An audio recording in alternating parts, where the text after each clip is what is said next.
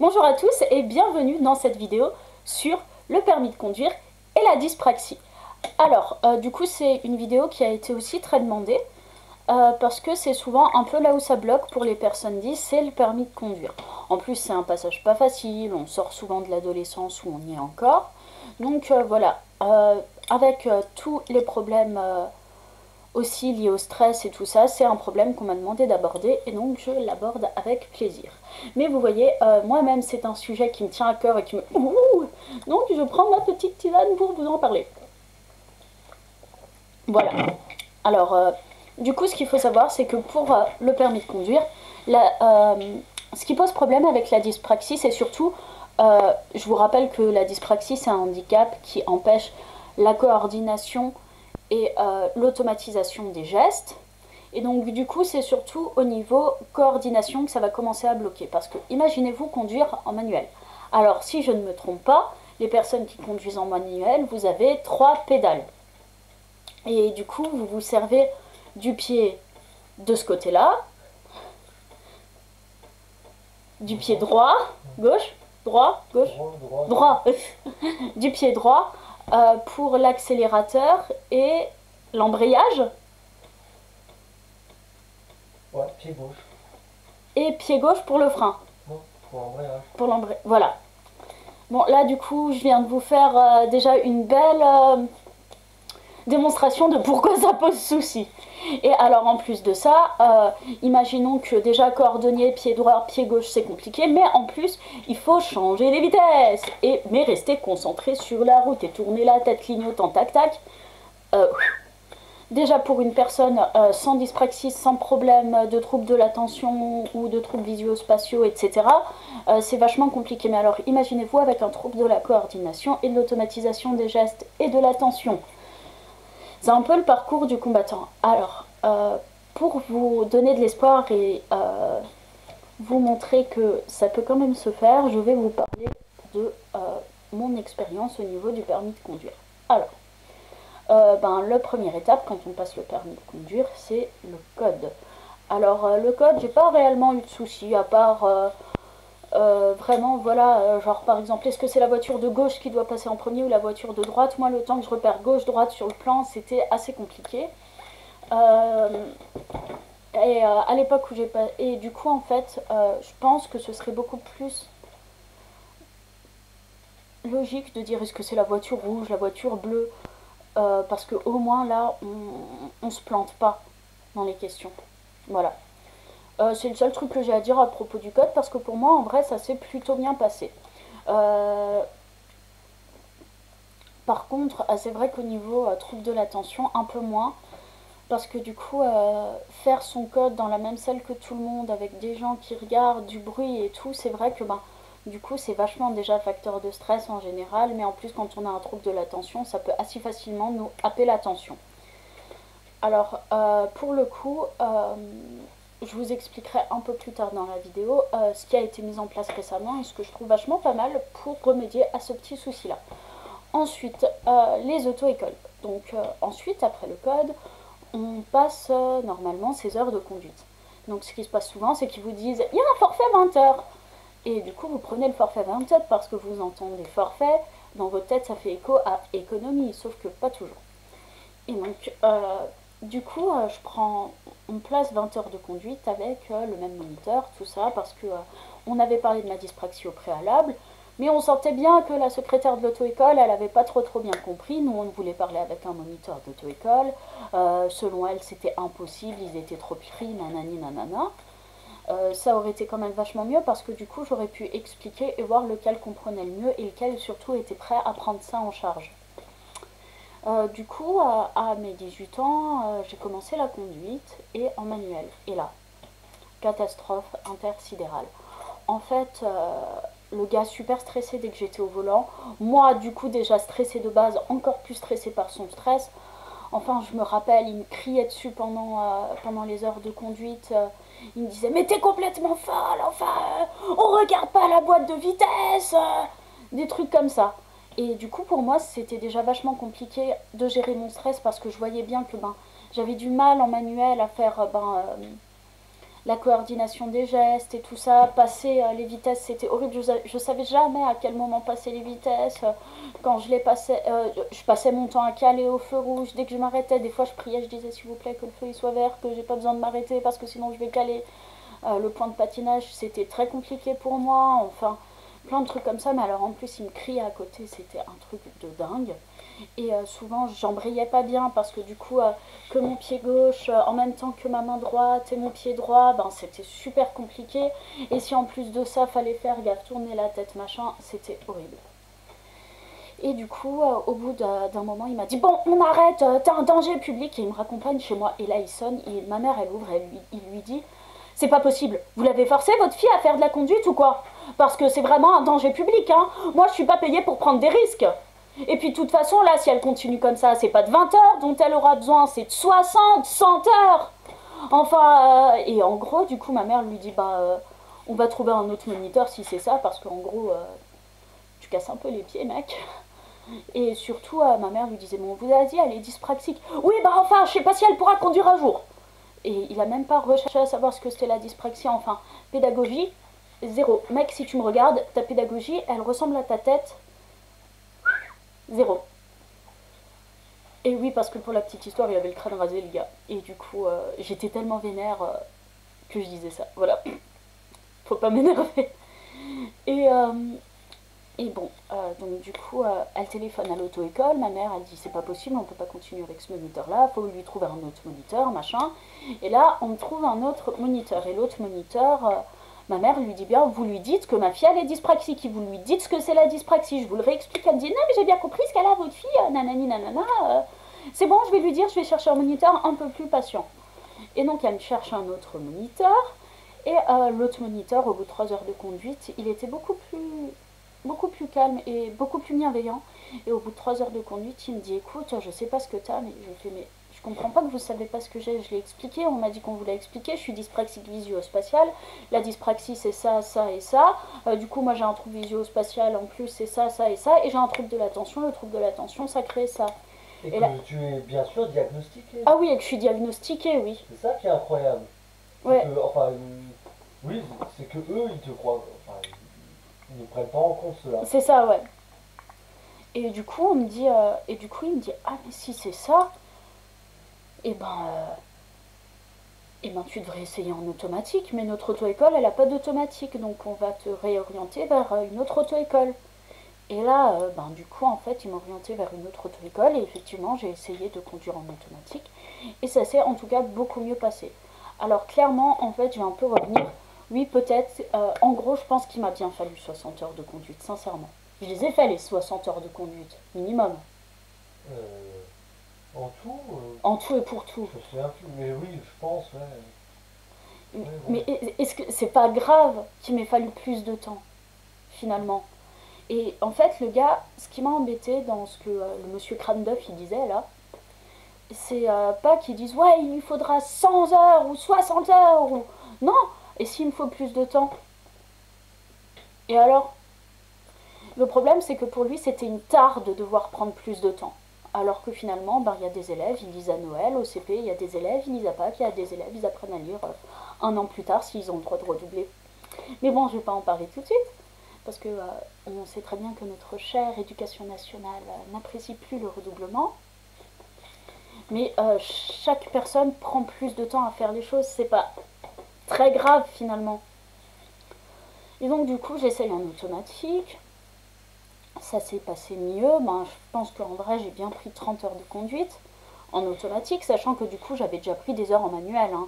Donc le coût des heures en manuel, vous inquiétez pas que l'auto-école, elle me les a fait régler quand même. Hein. Même si la secrétaire, elle a pas du tout compris ce que c'était la dyspraxie, elle a pas du tout voulu comprendre.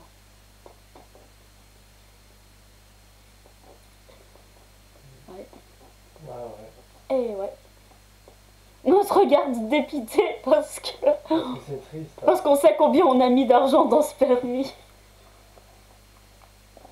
Et donc du coup, ensuite je passe mon permis une première fois. Franchement, facteur stress énorme parce qu'avec tout ce qui s'était passé, avec tout le manque de confiance en moi et tout ça, j'avais tellement l'impression que c'était inatteignable le permis. Et même si je réussissais mieux en automatique, je voyais bien que j'avais des lacunes, je voyais bien que j'avais pas confiance sur la route, il y avait un truc qui marchait pas. Et donc, tellement angoissée, ne rigolez pas quand je vais vous le dire. David, ne rigole pas trop fort, s'il te plaît. Parce que David, ça le fait très rire, cette histoire. Je me suis arrêtée au feu vert. Non, mais je sais. Mais j'étais tellement stressée, en fait. J'ai vu un feu, je me suis arrêtée. Donc, j'ai raté mon permis une première fois. Et ensuite, la deuxième fois, je suis tombée sur un mec misogyne au possible, mais sexiste de ouf. Genre, je suis arrivée, il m'a fait encore une femme. Alors moi, déjà, pas de confiance en moi, stressée, confiance en moi et stress plus plus. Et bêtement, je me suis trompée, au lieu d'aller à gauche, à gauche, j'ai tourné à droite, alors qu'il n'y avait pas de sens interdit ni quoi, il m'a fait à journée. Ok. La troisième fois, je suis retombée sur le même inspecteur, j'ai revu sa tête, j'étais déjà stressée, j'ai fait plein de fautes. J'ai raté mon permis. Quatrième fois, j'étais tellement stressée par mes 3 fois précédentes que j'arrivais pas à répondre. Enfin, j'étais vraiment. Le stress avait tellement gagné sur moi que je faisais n'importe quoi, alors que pendant mes heures de conduite avec mon moniteur en qui j'avais confiance, ça se passait super bien. Mais j'arrivais pas. Le fait que je sache que quelqu'un soit à côté de moi dans la voiture pour me juger, c'était hyper compliqué. Voilà. Et puis ce moniteur a pris sa retraite et donc j'ai dû me retrouver une autre auto-école. Et là, on a retrouvé une autre auto-école où le moniteur, il était pas méchant ni quoi, mais il comprenait pas ce que c'était la dyspraxie, il était pas très à l'écoute.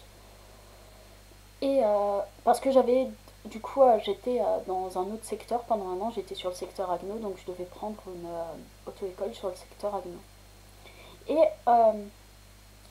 du coup, cette auto-école, c'est quand même l'ECF. Et en fait, ça nous a choqué qu'une si grosse entreprise soit pas formée au handicap 10. Ça, franchement, c'était quand même assez choquant. Ouais, c'est vrai. Oui, oui. Oui, oui, totalement, ouais. Et ouais, Tu parles de l'auto-école de l'agneau. ouais. Ah ouais, oui, oui. Et on pensait être arrivé un peu en terrain connu et tout, et puis pas du tout, en fait, on a du tout leur expliquer, machin. Et donc, je repasse mon permis une 5e fois, Oui. et là, Malheureusement, c'est là où tu t'es arrêté au feu rouge, au feu vert. non, ça c'est la première fois, non, non, la 5e fois, c'est là où j'ai grillé le feu. Ah, ah. Je t'ai dit de pas rigoler pour le feu vert, c'est pas pour que tu rigoles pour le feu rouge. Voilà, oui, j'étais super angoissée par tout ce qui venait, le moniteur qui comprenait pas, et là, c'est ce que je vais dire, en fait, le souci, c'est que ça se passait bien, franchement, ça se passait bien. On avait même déjà un peu commencé la conduite supervisée, il me semble, Oui, oui, oui, oui. et ça se passait plutôt bien, mais le souci, c'est que j'étais tellement angoissée par tout ce qui m'était arrivé avant, que j'ai stressé, et il m'a fait prendre 2 heures de conduite. Enfin, quoique, non, non, on n'avait pas commencé à superviser. T'es sûr? Si, parce qu'on avait déjà la Clio. La Clio, on l'avait. La 5e fois, on l'avait, c'était quand j'étais en service civique, on l'avait depuis un moment, la Clio. Ah ouais, ouais, ouais, c'est vrai. C'est la journée c'est la journée internationale des droits de la femme. Des femmes. Je veux entendre personne dire que c'est la journée des femmes. Et j'ai raison. C'est pas beau ça, ou? Et j'ai failli faire tomber mon set de pinceau. Et donc, du coup, oui, j'ai grillé ce feu rouge, mais en fait, avec mon trouble de l'attention, moi je sais que je peux pas conduire 3 heures d'affilée, c'est genre impossible. Et on m'a obligé dans cette école, dans cette auto-école, à prendre 2 heures de conduite avant de passer l'examen. Et là, David y était allé, avait dit mais écoutez les gars, c'est pas possible, elle aura jamais 2 heures et demie de concentration d'affilée. Moi, j'ai du mal à la tenir devant un film, et même quand on fait une fois de temps en temps une pause. Alors, vous, 2 heures de conduite où en plus elle se surconcentre, ça va être tendu du string, quoi. Mais non, non, non. Ils ont dit, ouais, si vous prenez pas ces 2 heures tous nos élèves le font, c'est quand même ce qui est mieux pour nos élèves. Alors, petit aparté, vous savez ce qui est mieux pour les élèves qui rentrent très bien dans votre joli petit moule très carré de la société. Or, les 10, nous, on vit avec notre handicap tous les jours. Donc, nos conjoints, nos parents et nous, on sait mieux ce qui est mieux pour nous que vous. Et c'est pas méchant. Mais si au lieu de dire ouais, ils veulent nous apprendre à faire notre métier, vous vous disiez, eh ben, ils nous apportent leur connaissance sur le sujet. Ben, vous vous rendrez compte que c'est pas possible. Donc oui, effectivement, après les 2 heures de conduite, j'en pouvais plus, j'étais KO, j'ai grillé un feu rouge, j'ai ma journée, ce qui est normal. Et donc, du coup, là, ben, quand on rate le permis 5 fois, ce qui est génial, c'est qu'on a le droit de tout recommencer. Donc, je suis repassée à la case code. Je bois un peu parce que, à force de parler, j'ai la bouche sèche. Et donc, je repasse par la case code. Et cette fois, je passe mon code avec la poste. Comme je connaissais bien mon poste, en fait, mon code, en fait, j'ai pris. Oh, tu te rappelles comment il s'appelait le site? Ornicar, je crois. J'ai pris en fait des heures de cours sur Ornicar parce que ce qui changeait entre le temps où moi j'avais passé le code Oustas, c'était il y a 5 ans hein, qui sont passés entre ce que je suis en train de vous dire. C'était l'éco-conduite et la sécurité, un truc comme ça. Il y avait 2-3 trucs qui avaient changé. Et donc du coup, quand j'ai passé mon code, quand j'ai dû repasser mon code, j'ai juste pris des cours en ligne sur du coup Ornicar, donc ça coûtait vraiment pas cher, c'était un truc genre 40 € par mois, alors qu'on débourse presque déjà plus de 400 € pour le code en général. Et donc ensuite, il fallait juste s'inscrire dans un centre d'examen près de chez soi, et là on l'a fait à la poste. Et à la poste, franchement, si vous avez un trouble de l'attention comme moi, c'est nickel parce que vous êtes avec votre casque et votre tablette et du coup vous êtes dans votre bulle, les bruits environnement, il n'y a rien. Et donc, ben, j'ai pas fait de faute. Si, j'ai fait une faute. Ils me l'ont communiqué, j'ai fait une faute. Donc vraiment, j'avais ma capacité de concentration optimale et je l'ai de nouveau eu du premier coup pour la deuxième fois. Voilà. Et ensuite, du coup, on est passé, et là je vais laisser un peu David en parler parce que c'était lui mon super accompagnateur de la conduite supervisée. Je pense que tu peux t'approcher de la caméra pour qu'on t'entende un peu plus. Et donc en fait, ce qui s'est passé, c'est que moi ce qui se passait, c'est que j'avais pas confiance en moi sur la route. J'angoissais dès qu'il s'agissait de passer un peu un truc ou quoi, et donc on a dit on va peut-être faire la conduite supervisée. On a acheté une Clio automatique, on s'est bien fait lu d'ailleurs avec cette Clio. Et moi la question que j'avais envie de te poser, c'est est-ce que quand on t'a parlé de la conduite supervisée, que ce serait bon pour moi, pour ceux qui savent pas ce que c'est la conduite supervisée, c'est comme la conduite accompagnée mais pour les plus de 18 ans en fait. Qu'est-ce que tu t'es pas dit, oh purée, c'est une grosse responsabilité, elle va peut-être faire un accident avec la nouvelle voiture, machin. Oui, ça c'est sûr que c'est une responsabilité.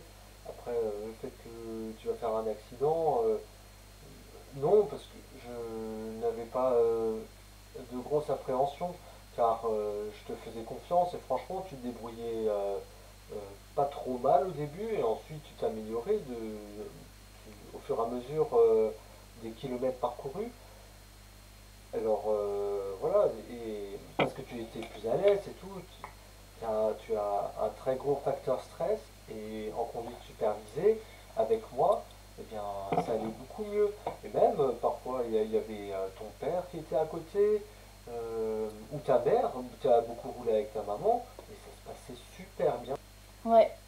Et alors, ce qu'il faut savoir, c'est que ça m'a beaucoup aidé à prendre la confiance en moi parce que ben, du coup, David, il avait ni maman ni papa n'avait de frein à côté. Et on n'a jamais fait d'accident, hein.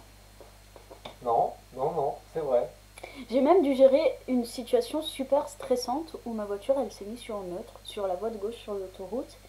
Et il y avait quelqu'un de beaucoup plus stressé que moi à l'arrière. Ouais. Et j'ai géré.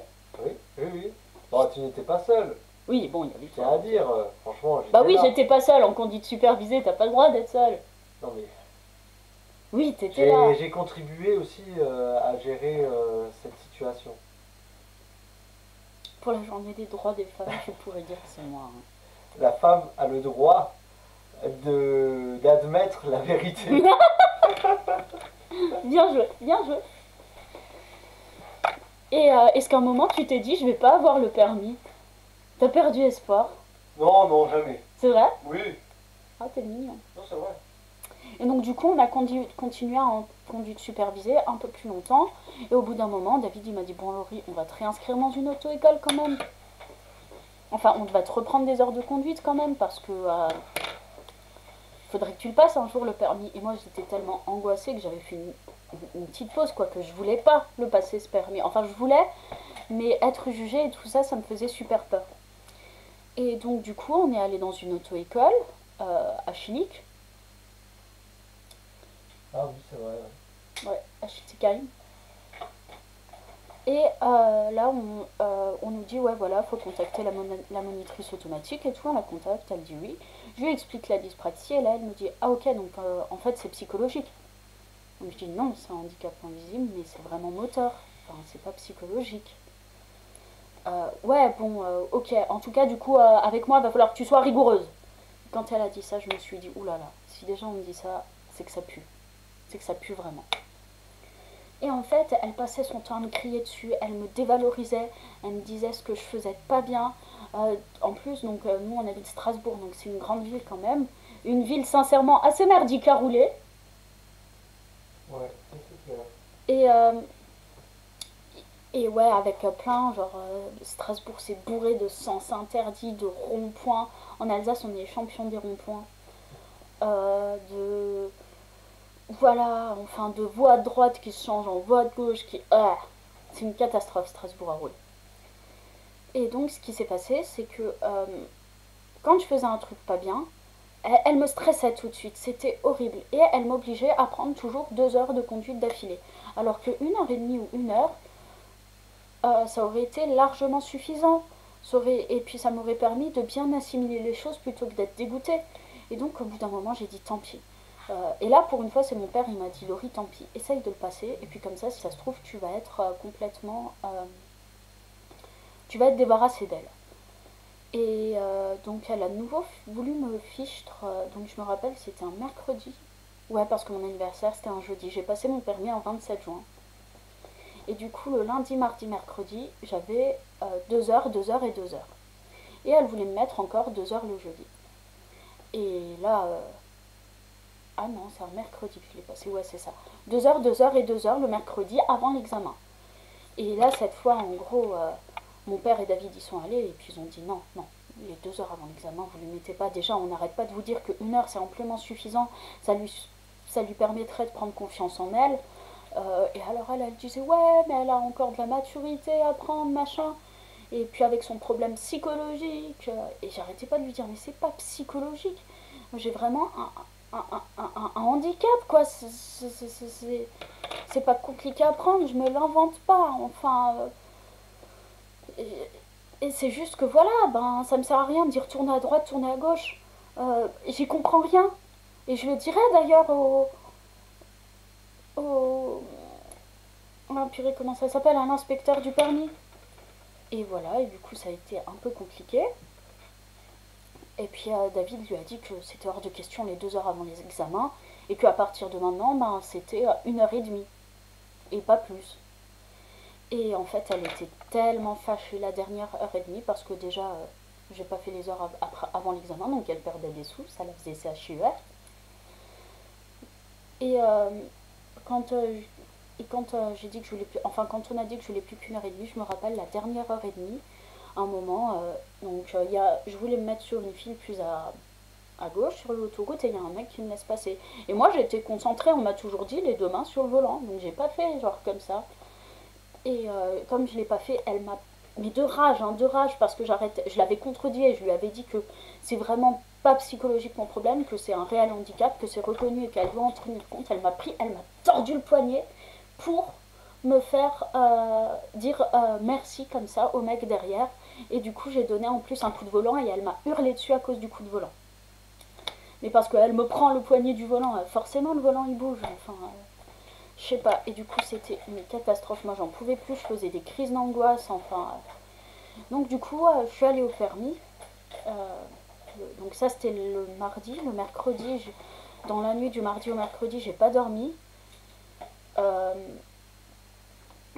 à tel point que, voilà, j'ai j'ai angoissé à mort.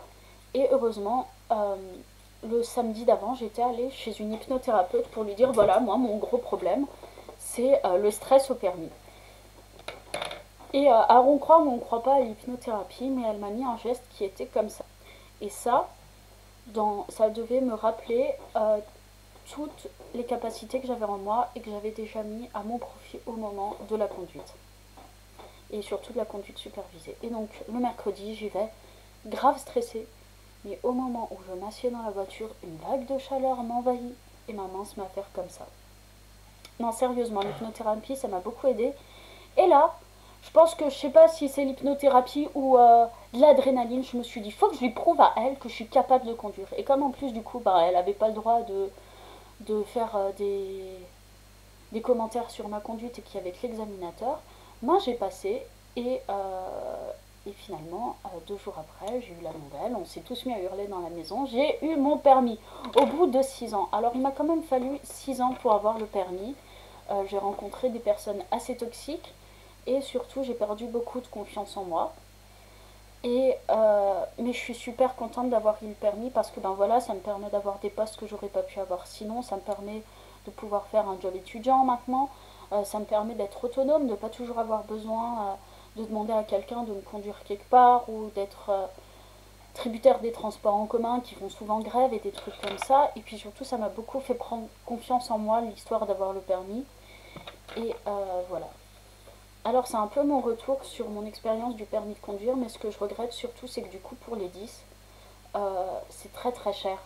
Parce que comme on prend beaucoup d'heures de conduite, et c'est quand même 50 € l'heure en automatique, ça peut vite chiffrer. Nous je pense qu'on en a eu pour 3000 à 3500 € rien que pour mon permis. Il me semble. Ouais, c'était énorme. Et voilà. Voilà, donc c'est un peu... mais je suis super contente d'avoir le permis et franchement, ça se passe bien. J'ai ma petite voiture, on est contente elle et moi. Ouais, tu peux en être fier, oui. Ouais, et je suis assez fière d'avoir pu passer le permis. Je regrette simplement que les auto-écoles ne soient pas formées. Que même si c'est vrai, il y a des formations qui sont disponibles, ben, c'est toujours sur le volontariat pour l'auto-école et du coup, ben, il n'y a pas beaucoup d'auto-écoles qui ont très envie de s'embêter avec des troubles 10 et moi je trouve que pour une société qui se veut inclusive, c'est vraiment pas top. Ensuite, du coup, euh, on m'a demandé si c'était difficile de passer les vitesses. Alors du coup, ben, en automatique, t'as plus besoin de passer les vitesses. T'as pas d'embrayage, t'as plus que deux pédales, accélérateur, frein, et t'as pas besoin de passer les vitesses, ils se passent automatiquement, c'est pour ça que c'est une automatique. Donc non, en automatique, t'as plus besoin de passer les vitesses, donc c'est pas difficile du tout. Par contre, en manuel, ouais, comme je l'ai dit, c'était hyper difficile de passer les vitesses. Et le stress, ben, moi je suis quelqu'un de stressé de nature, mais je suis aussi stressée parce que, ben voilà, si vous avez vu les vidéos sur mon parcours scolaire et tout ça, on a toujours été très jugeant avec moi, on n'a pas toujours été bienveillant, et donc mon stress, je l'ai pas pour rien. Et donc, bah oui, quelqu'un de normal va un peu stresser pour le permis, ben moi, du coup, j'étais déjà énormément stressée et angoissée. Ben, quand on me parlait de permis, j'étais comme ça, quoi. Voilà. Donc, c'est mon petit retour sur le permis. Voilà, j'espère que cette vidéo vous a plu. Elle est un peu moins longue que l'autre. La semaine prochaine, je ne sais pas encore de quoi on va parler. Je vous ferai de nouveau un petit sondage, je pense. Je vous embrasse. N'oubliez pas que du coup, pour être tenu au courant, il y a mon Instagram, Laurie-the-4. Et abonnez-vous à ma chaîne. Et n'hésitez pas à regarder mes autres vidéos. Moi, je vous fais plein de gros bisous. Je vous remercie d'avoir regardé. Dites-moi ce que vous en avez pensé en commentaire. Et à très bientôt sur ma chaîne YouTube. Ciao, ciao!